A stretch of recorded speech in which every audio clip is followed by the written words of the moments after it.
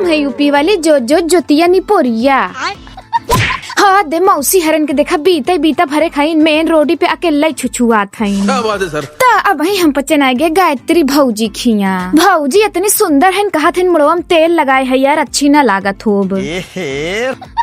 Oh my God मिठाइया देख के तो ससुरी लरिया चुई जाती बा।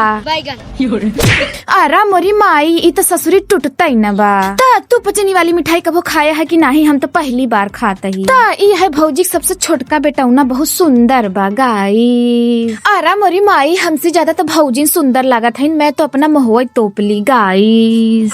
बात तो सही है। ता तोहरे पचन के कई कई भौजी हैं बतावत जाया। अच्छा। और आजकल के देवर तो भौजिन के फसाई लेथिन गाइस।